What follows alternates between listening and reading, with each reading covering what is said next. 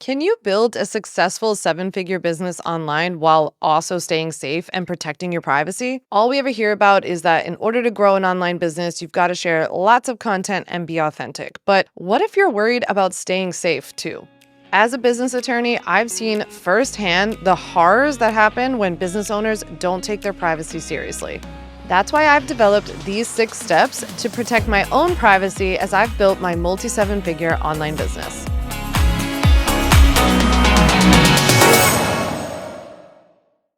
So, over the last 8 years, as I've spent this time building up my business, I have tried my best along the way to maintain my privacy, both for my sanity and like boundaries and all that. Like, I've never wanted things to bleed over too much and like lose touch with like what's real life and what's like parasocial and all of that. But also for my safety. I mean, that's something that I've thought about even when I had very few people following me.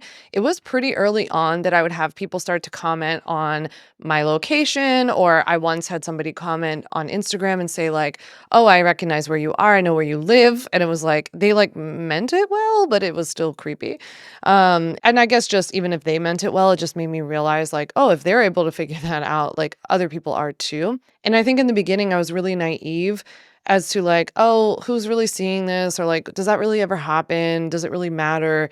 And I realized that a lot of what we're posting online is, permanent. It has longevity. People can save it, screen capture, like do all kinds of things. So it just made me more aware as time went on. And I'm glad I started adopting some of the things that we're going to talk about today early on and not like, oh, once I have an audience, then I'll be a little more careful.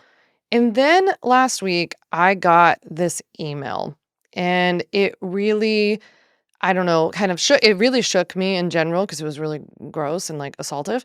But also, it really just like reset me as to being like, you know what, I need to be even more careful. There are some things on the back end that I want to tighten up. So, an email subscriber on my email list sent me an email with an image of himself. I won't go into detail because it was really graphic and gross and honestly very assaultive. I didn't even know a photo could be like that assaultive, but it was.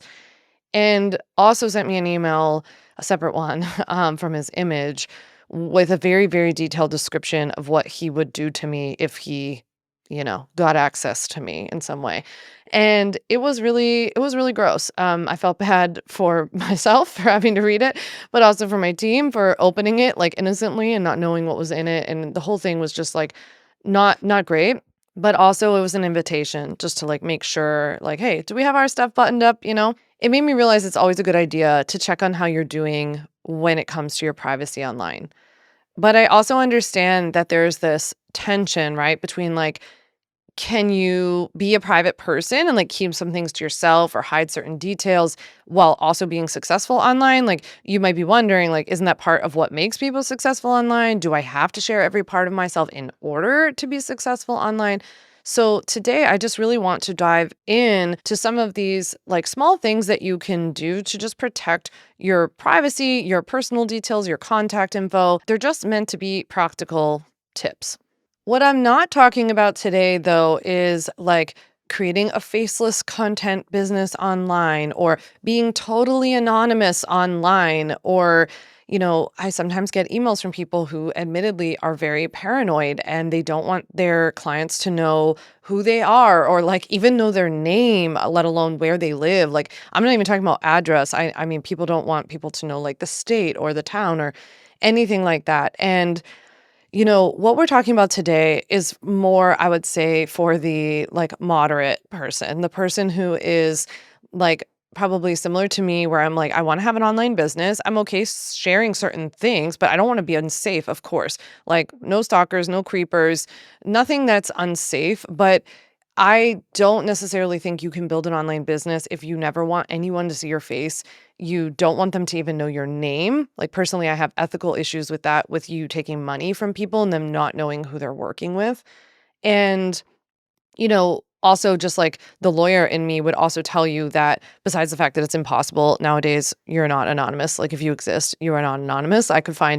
I am like number one internet sleuth, not really, but like self-appointed number one internet sleuth. And if I really wanted to find something about you, I could do it in a heartbeat. I find my husband constantly is telling me like, how did you figure that out? It takes me 2 seconds. So there are so many ways, especially as a lawyer, I know there are so many ways to find out things about people.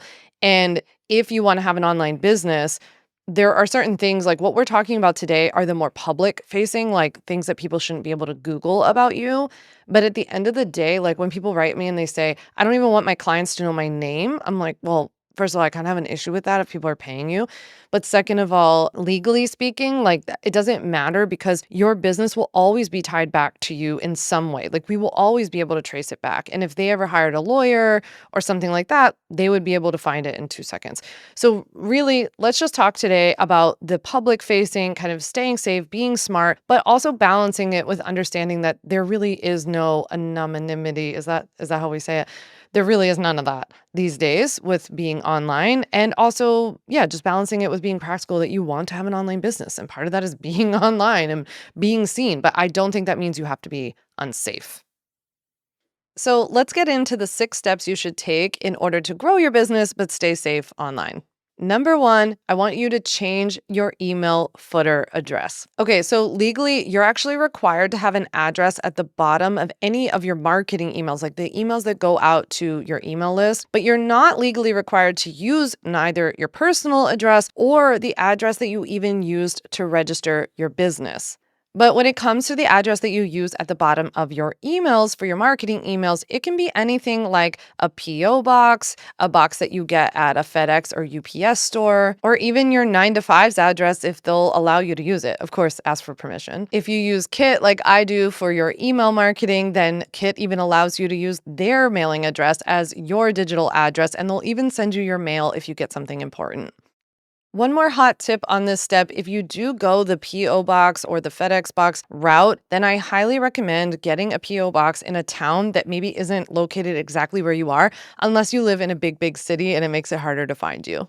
I know some of my customers inside the Ultimate Bundle have also mentioned that there are virtual mailbox solutions out there as well. Number two, we're going to develop some social media best practices. The first thing is that you're never going to post in real time. So that means if you're at the coffee shop, at the gym, at the restaurant, at the concert, whatever the thing is that you're posting about, let's not post while we're there. Let's post once we get to another location and we've already left that place. Side note, not posting in real time is actually better for your content. It will help your content perform better in the long run because stories should be stories, right? So like on Instagram, for example, instead of posting one story here, one story there throughout the day to show and almost like follow along on your day, which, a stalker could also follow you along too. But instead of doing it that way, post them all at once you've left those places so that you can actually curate a beginning, a middle, and an end to your stories. The second thing is to be careful about talking about future plans, especially when they come to you not being home or talking about being in a future location in your future plans. So if you have a vacation coming up, instead of advertising that ahead of time, switch your content to be about the vacation you just had last week. And last but not least, for social media best practices, make sure that you also keep in mind when replying to comments or DMs on Instagram, sometimes people will ask you like really specific information. Somebody once posted a very specific comment about where I lived, so I deleted that. Other times I get DMs that, in my opinion, are just like a little over the boundary, and it's okay to just not reply, or it's okay to say, I don't feel comfortable sharing that, but thanks so much for reading, or something like that. Have you ever felt lost about where to begin with the legal side of protecting your online business? Some people say you can just wing it at the beginning and get officially set up later. Not a good idea, by the way. Whether you're afraid to even start working with clients because you don't want to do something wrong legally and then get in trouble, or your business is growing and you sort of forgot to take care of the legal pieces, I've got you. I don't want you to live in fear of the internet police coming after you and your business, but you do have to do certain things and get certain things in place in order to legally and safely run your business online. As much as it just feels like an unregulated wild, wild west online, that is very much not the case. As an attorney turned entrepreneur and former corporate litigator, I can assure you that there are rules. There are real steps that everybody who runs or starts an online business needs to take. And you're not behind at all. We can get you set up and following the rules right away. In fact, we can even do it today. I want to teach you the 5 very simple steps to take to legally protect and grow your online business. You don't need an MBA to be a successful entrepreneur and stay out of legal hot water, but you do need to dot your legal I's and cross your T's in a few key areas that can't be skipped. That's exactly what I'll teach you in my free 1-hour legal workshop called 5 Steps to Legally Protect and Grow Your Online Business. Just head to mylegalworkshop.com, drop in your email address, pick the time, and I'll send you a link to watch the workshop video whenever you have time. This is the best place to begin if you're just getting started legally legitimizing your business, so head on over to mylegalworkshop.com and sign up to watch 5 Steps to Legally Protect and Grow Your Online Business now.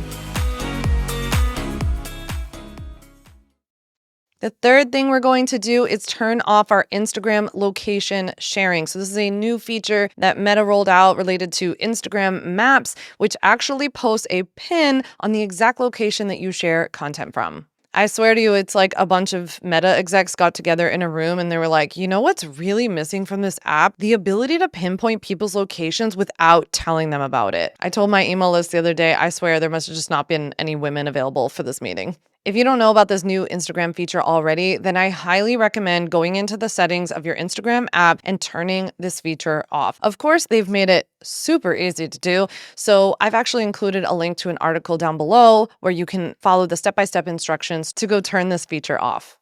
The fourth thing you should do is not use your home address when forming your business. So whenever you form your business in your state, oftentimes, whatever information that you provide to them or certain sets of that information that you provide to them actually becomes part of public record. So people can go onto your state's website, look up the name of your business, and then immediately see your address, your contact information, all that good stuff. The first thing to keep in mind is that when you file, you should be taking note on the form or the application what is made public and what is kept private. Because if they keep your address private, then use your home address, no problem. But if they make it public, that's a really good thing to know. In some states in America, you're allowed to use a P.O. box as the address for your business, or you can use the street address of the place where you have your P.O. box, and that's kind of a way around it a little bit. But in other states, you're actually not allowed. You're explicitly told that you are not allowed to use a P.O. box address.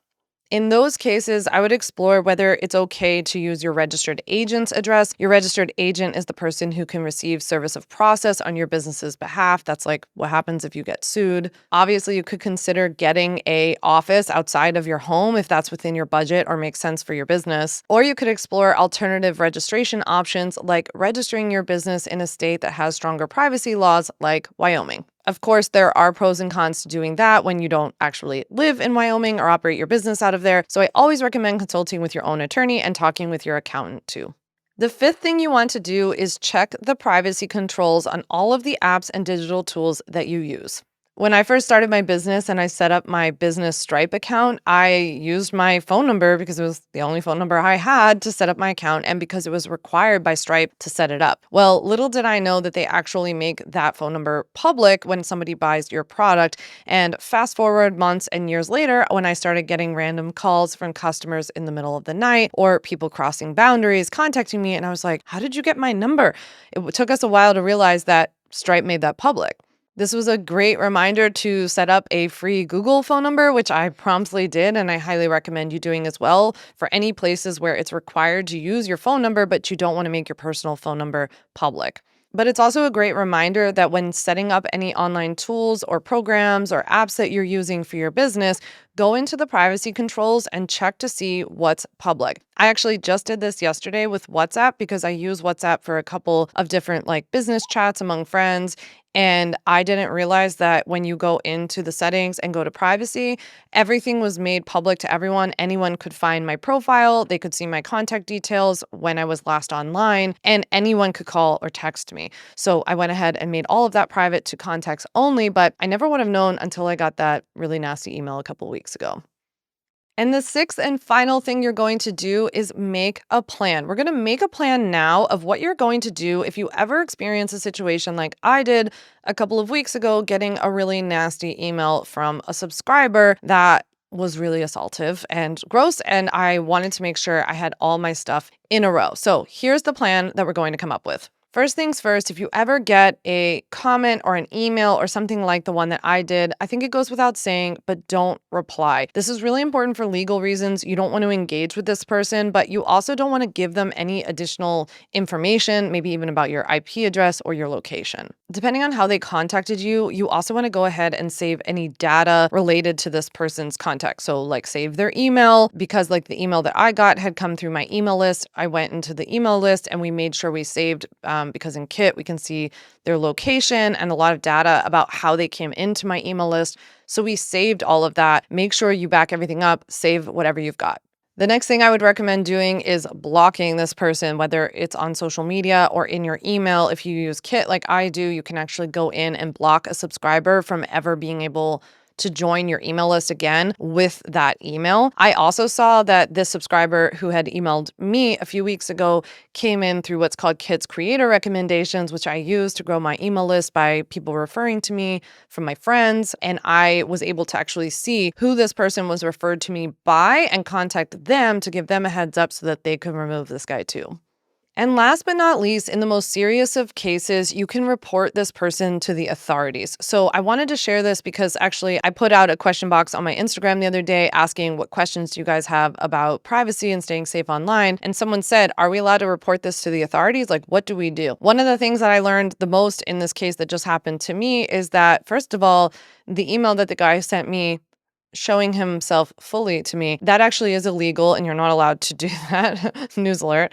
And also the email that he followed up with as well. And so what you actually do is you report it to the authorities where you live. So because I use Kit for my email address, I was actually able to see this guy's address. And with a quick Google search, I found out exactly where he lived. It was pretty easy to find him. And he posted all of his information on Reddit too.